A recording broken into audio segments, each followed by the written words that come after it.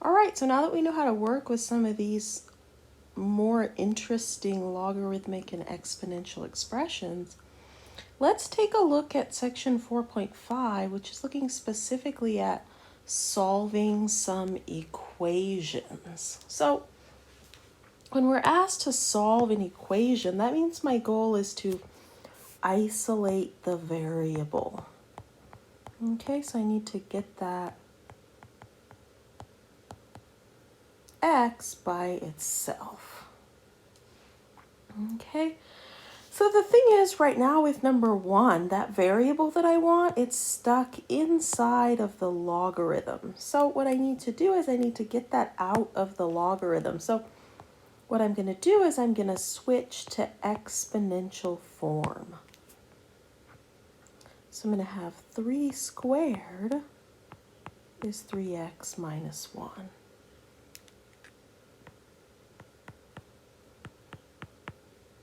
So 3x is 10. Therefore, x is 10/3.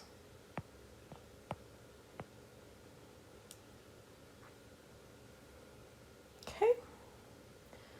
Versus number 2, you see how here what I want, my variable, it's stuck in the exponent. So to get that down out of the exponent, I'm going to need a logarithm, but I always want to isolate the exponential first. So I would start by adding the 2. So let me write that. Isolate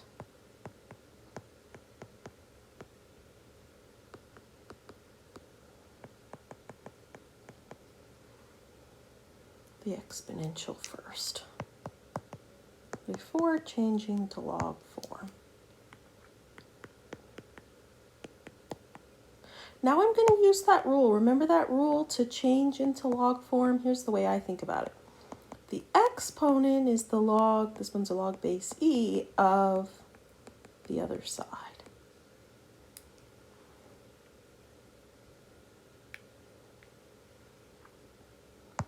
Okay, so the exponent is the ln of 5. And then I subtract the 3. So I mean, I can write this, there's an assumed parentheses, but be careful, right? I mean, you would not combine the 5 and the 3. So if it's helpful, put a parentheses here, just to make sure you understand that the 5 is inside the log, but not the 3.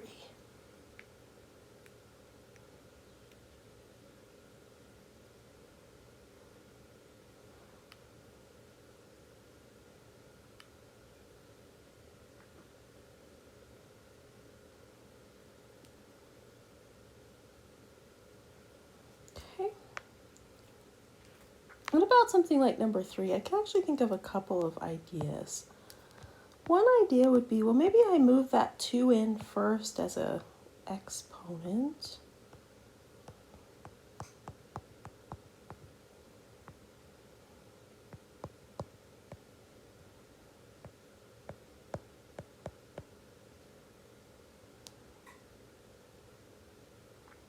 And then I'm thinking, well, I have a subtraction of 2 logs.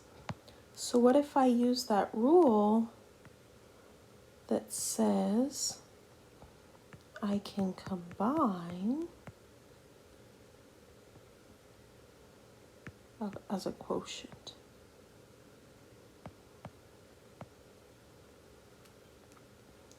Then I'm going to change into exponential form.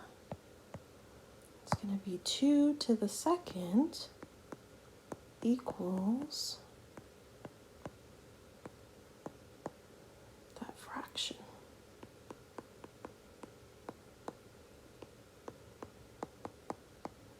Clear the fraction and take the square root. Don't forget the plus or minus. So I have either x plus 1 is negative 4 or x plus 1 is positive 4. So looks like x is negative 5 or x is 3, but be careful. Remember the domain of logs.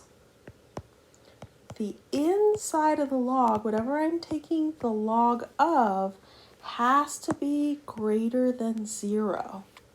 So when I take these solutions,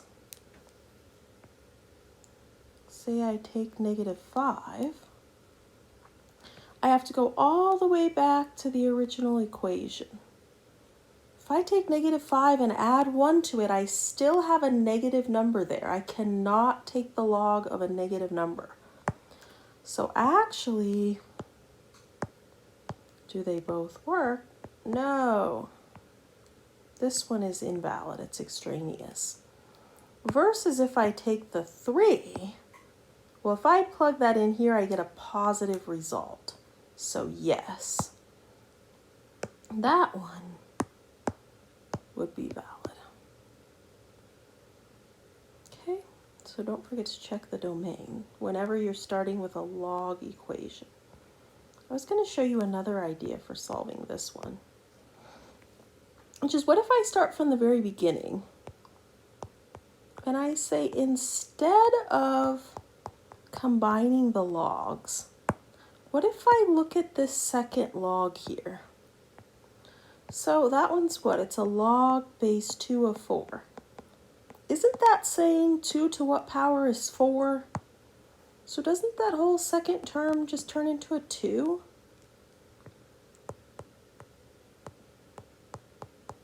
Then I could add the 2 over. Divide by 2.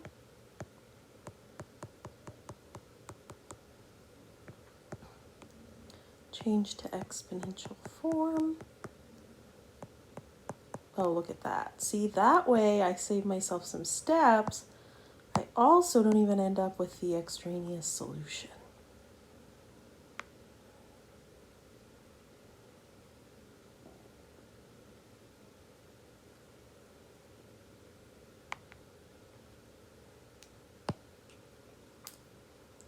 Okay, what about this guy? So this guy, I see the sum of 2 logs. So I think I would start by using that product rule.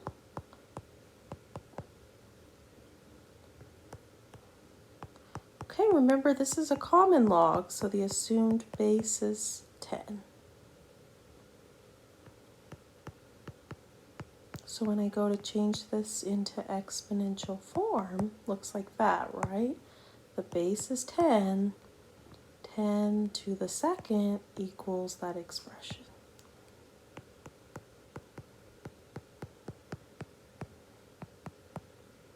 My factor, let's see, minus 25 plus 4.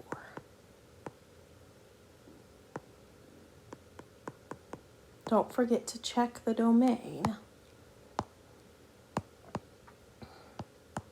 So if I take -4, look, I have an error immediately.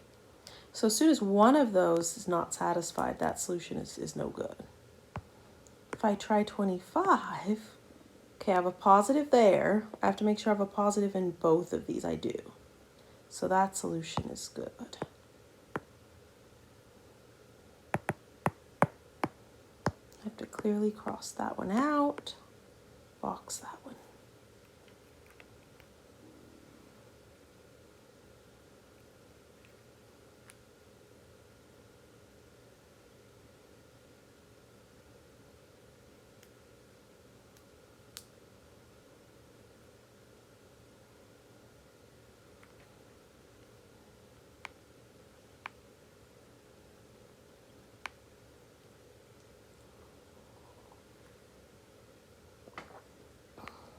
I just want to point out the difference. There's an important difference between 5 and 6. Those are both exponential equations. But the important difference with these two is, number 5, I actually have a common base. You see how both sides here can be written as base 5? That's not true in number 6. 5 and 3, I cannot relate those with a common base. So yes, they're both exponential equations, but they really require a different process to solve. So anytime I have a common base, I need to use the common base to solve the problem. Okay, so that means I'm going to write both sides as, say, base 5. Left side is done. The right side, I have to say, I know 1/25 is 5 to the negative 2. Let me multiply my exponents. Now I have a common base. I'm going to conclude that the only way that would be true is if these exponents were equal. Then I just solve the linear equation. So, I don't know, add 2, subtract x.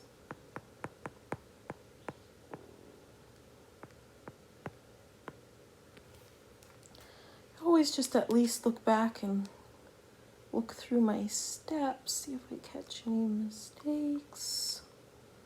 Looks okay, I think. 3, 4. Looks okay. Okay, now this guy's an exponential equation. So that means the domain of this is all real numbers. Okay, so actually in that case, I don't need to check the domain, right? I don't have to worry about extraneous solutions. Okay, number 6 is different because I do not have a common base. So that's the first thing I notice. So in that case, well, I mean, I'm going to need to use some sort of logarithm to get down the exponents. But the question is what kind? I mean, I could start by using the rule, okay, the exponent is the log of the other side. Okay, I mean, that would actually work. It's just that then when I come up with an answer, my answer is going to include a log base 5. So the only thing is the calculator only has buttons for 2 logarithms. So if I want to be able to get an estimation at the end of this, it has a button for common log and it has a button for natural log.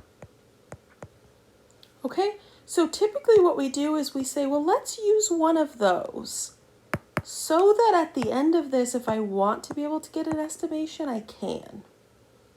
So what I'm going to do is I'm going to pick one. Doesn't matter as long as I do the same one on both sides.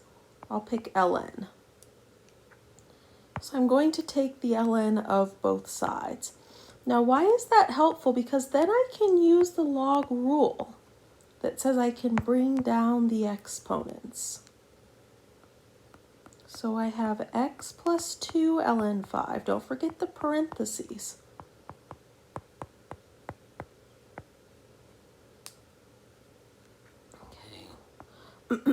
Distribute x ln 5 plus 2 ln 5.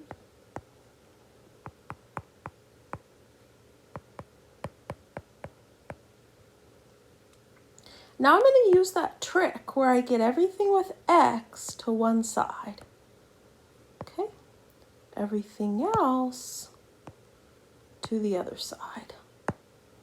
So let's see, I can do this a couple ways. I'll have x ln 5 plus 2x ln 3, ln 3 minus 2 ln 5. Then I'll factor out the x. So I'll have an ln 5 plus a 2 ln 3.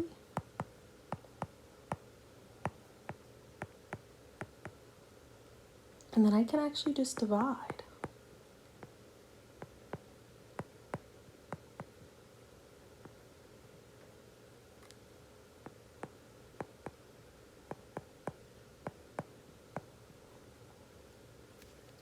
Okay, let me glance through my steps. That's always a good idea as we go along. Slow down, take a look at things. things.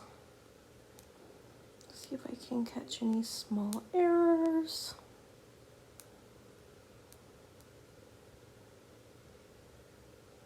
Okay. Now let me see if I can use some log rules to simplify this a bit. Let me move these coefficients in.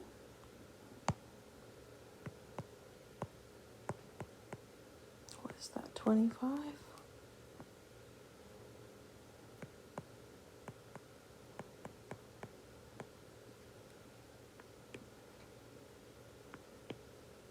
Now in the numerator, I have a subtraction of two logs. So I can make that the log of a quotient. The denominator, I have a sum of two logs. I can make that the log of a product. And so there I have a nice, simple answer. Okay, let me just point out one thing. So what if I would have had something like with big numbers here? So just a side note, I don't know, what if I would have had ln 3 minus 7 ln 4 and then ln 52 plus 5 ln, whatever, 6. Well, I still would move the exponents in, but I mean, if I don't know what those are, I would have just left them. Like, see, I could have left that as like 4 to the 7th. And then in the bottom, like without a calculator, I don't know, could have left this 52 times 6 to the 5th. Okay, so if the numbers are really big, I could just leave the exponents in there as long as I combine that into a single log. But this one actually had nice numbers. I could do those calculations in my head, so I went ahead and did them.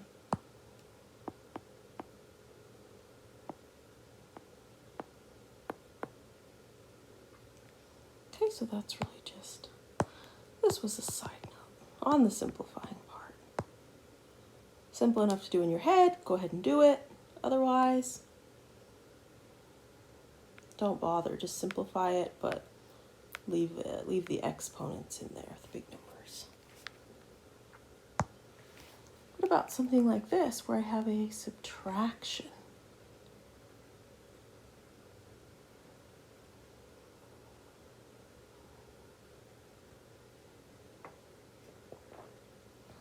Okay.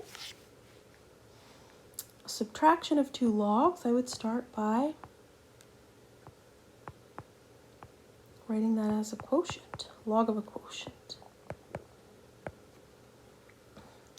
Okay, this is a common log, so the assumed base is 10.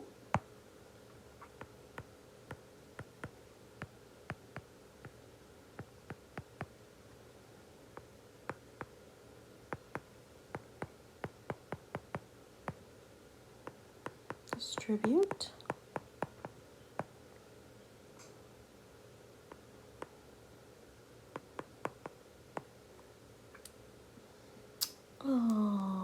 Negative. Let me look through what I've done so far. Combined as a quotient, exponential form, cleared the fraction, and then divide.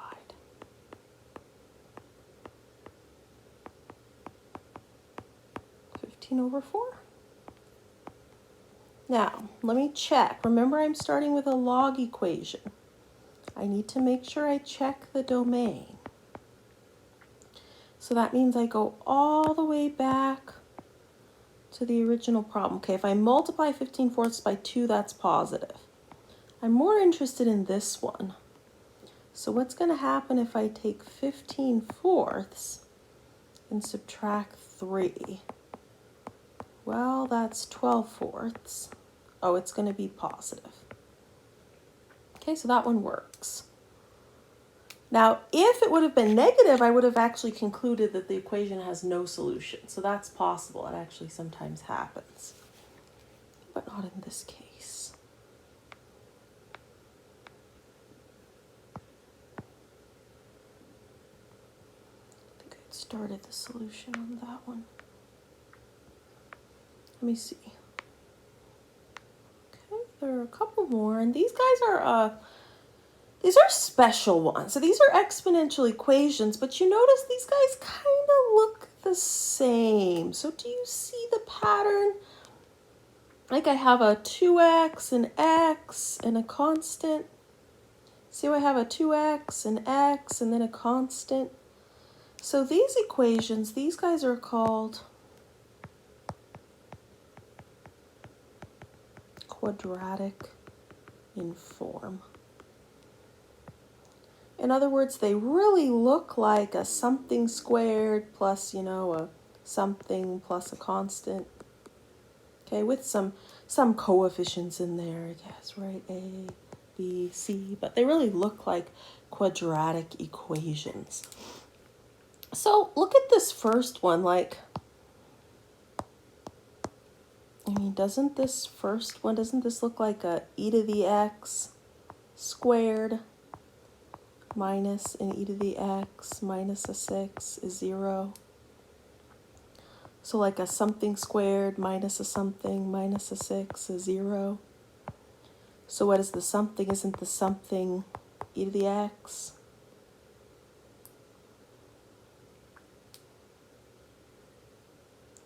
Okay, so then I can factor.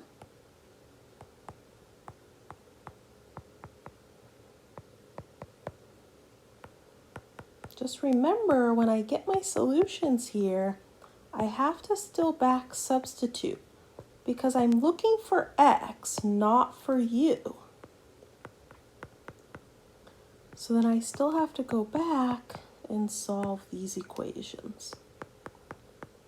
Change to log form. Now this one is impossible, right? I can think of this two ways. I can say, well, the graph of e to the x is never equal to a negative.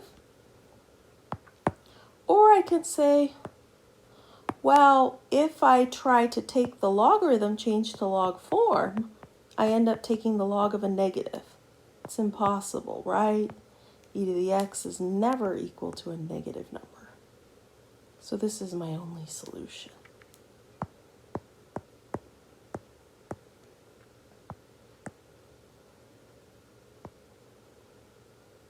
Okay, so with these guys that are quadratic in form, the substitution is easy. The substitution is always whatever the base is to the power x. So in this case, the base is 5. So all I have to do is rewrite this equation like, look, this is 2. Then I have, this is 5 to the x squared minus 7 times 5 to the x minus 4 is 0, right? So this is 2u squared minus 7u minus 4. And I have to factor this. I need a 2u and a u. See, my constant is a 4. Maybe a 4 and a 1. See, is it minus and plus? 2u squared minus 8 plus 1 is negative 7 minus 4. That works. So u is negative a half or u is 4. Back substitute.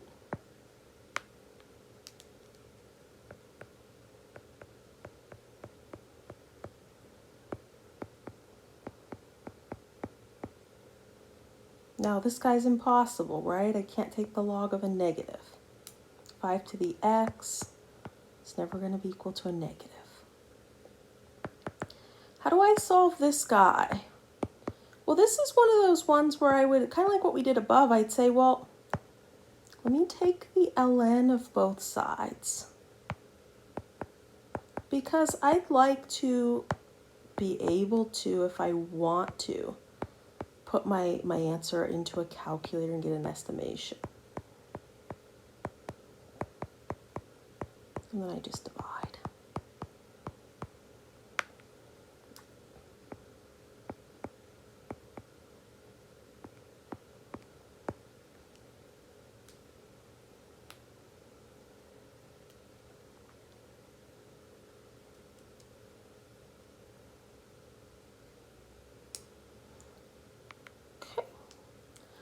Make up one more just for fun. I don't know. We might get one with no solutions. I'm just going to kind of pick. random numbers here and just show you one other example. What about something like that? So that's an exponential equation again. So I would start by clearing the fraction because my goal is going to be really to isolate the exponential. So let me multiply both sides by that denominator. And then let me divide by 3.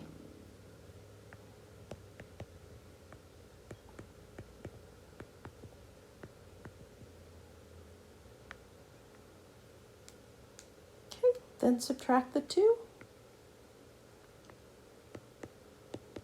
So that's 5/3 minus 6/3. So it looks like I get one with no solutions. Okay, so if I had a positive number here, I would just take the ln of both sides and then divide by 3. In this case, I mean, when I take the ln of both sides, I get an error, right? Can't take the log of a negative.